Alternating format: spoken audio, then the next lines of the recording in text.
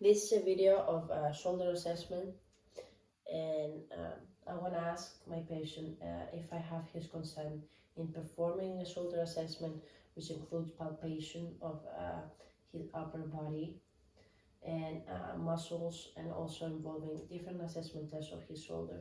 Yes. So firstly, I want to do that general assessment, assessing his posture first. You turn on your side, looking at the normal curvature of his spines.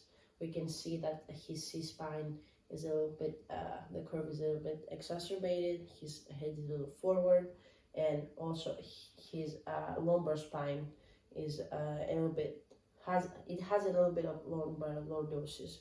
His shoulders are not forward. Also want to see if there is any scarring, any bruising, any signs of edema on both of his sides. And this way.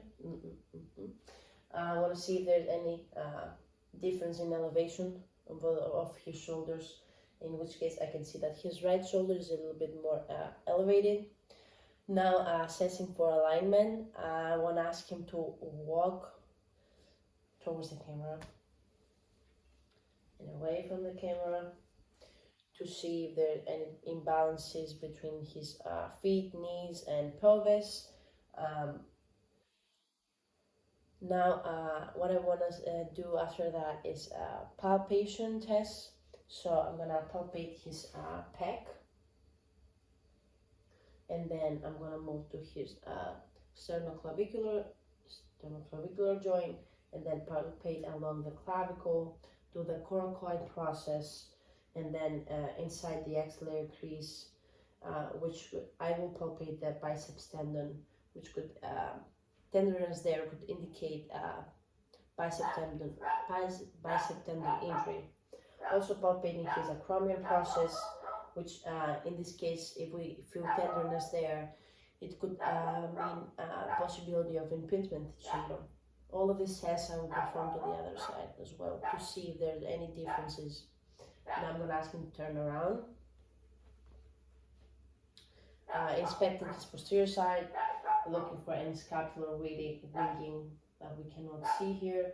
Also palpate his the medial border of his scapula for any pain, his supraspinatus fossa and his infraspinatus fossa to see if there's any difference between these two sides. I will do that to the other side as well, seeing for any pain, any atrophy that I want to be aware of.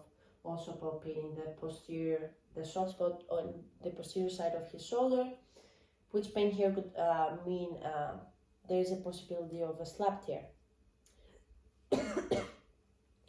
Now, neurologically, the C-spine could cause some radicular symptoms to the shoulder, affecting shoulder pathology. So I want to ask him to sit down, and I'm going to do a full range of motion of his cervical spine. So I'm going to ask him to put his chin on his chest. Okay, chin on the ceiling, chin on your right shoulder, chin on your left shoulder.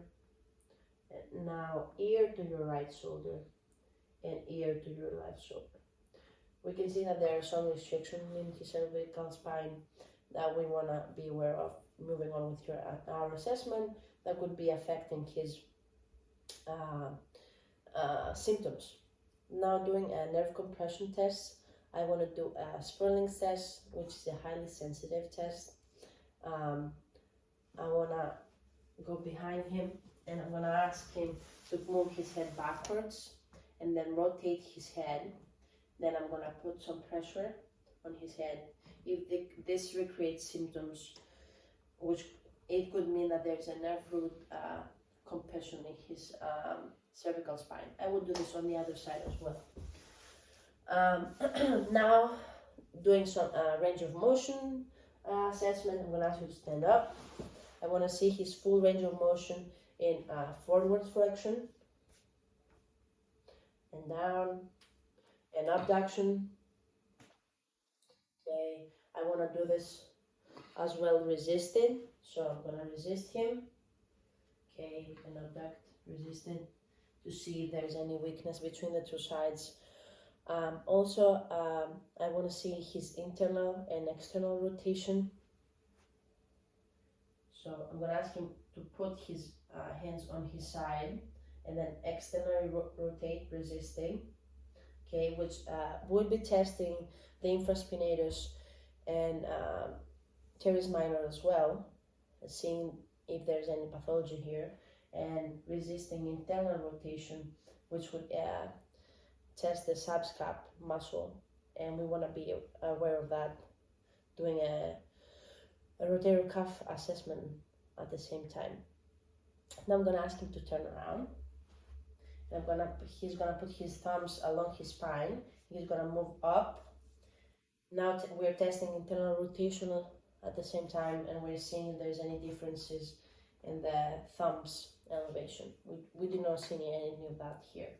Thank you. Now we're gonna see if there's any instability in his shoulder that could be causing his symptoms. So I'm gonna ask him to assess his overall laxity on his upper extremity. So I'm going to ask him to press his fingers towards his forearm. Okay, if that's over 90 degrees, it's a positive test. Now his thumb towards his forearm. If that's over 90 degrees, touches his forearm, it would be a positive test. And his elbow, to extend his elbow, if there's any hyperextension, it would be a positive test. I would do this on both sides, but based on this side, we don't see any signs of laxity. Also, now I want to do a inferior shoulder distraction. By doing this, if I get a sulcus sign here, it would mean that, or a big bump, it would mean that there's inferior instability in his shoulder. Or if I get his acromion popping up, it could mean that there's an AC joint separation or an AC joint injury. From that, I want to also do an apprehension test. So I'm going to palpate his soft spot of the shoulder, and then I'm going to put him in abduction 90 degrees. Then I'm going to externally rotate. If I get an extreme laxity, which can be seen in overuse athletes, it would be a positive test. And now I'm going to ask him to lie prone, facing up. And I'm going to do a crank test, stabilizing his shoulder here.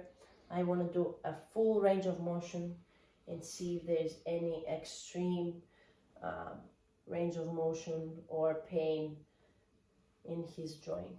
Of course, I would do both of these tests on both sides. Now I'm moving on to impingement and rotator cuff tests. We already did some of those, but now I want to ask you to stand up. Testing internal rotation, I'm going to ask him to do a belly press test, pressing his shoulder, doing internal rotation. If it recreates the symptoms, it's a positive test. Now an empty can test, we would do an abduction of your shoulders and then put them in the scapular plane. And then I'm going to turn his thumbs down and I'm going to ask him to resist me. And if there's any signs of weakness or pain, it's a positive test. Now moving to impingement, I want to do a NIOS test, in which case I'm gonna stabilize his shoulder with my hand, and I'm gonna move his arm up through the full range of motion. And if we have any pain, it could mean that there's a possibility of impingement. Hodgkin's test is also another test for impingement syndrome in the shoulder. So what I want to do is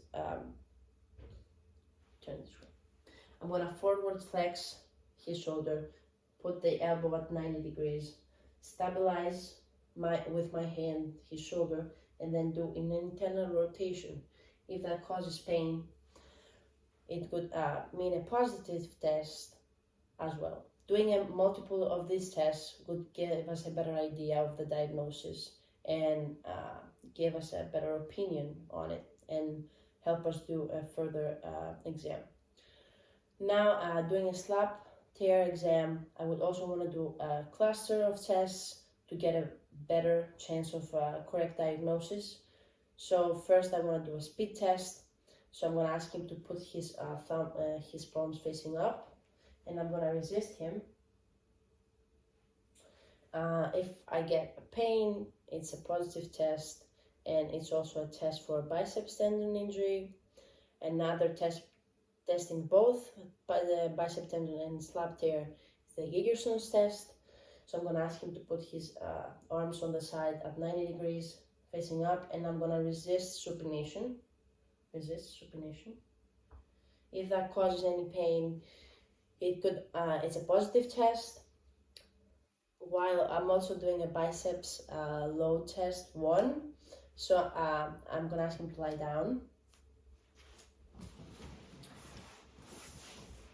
Okay. If his shoulder is on the side, he should be off the table, and he's relaxed. I'm gonna stabilize his shoulder, and then do an apprehension while I'm asking him to to resist me while he tries to put his hand towards his ear. So please resist me. If that's causing any pain, it would be a positive test.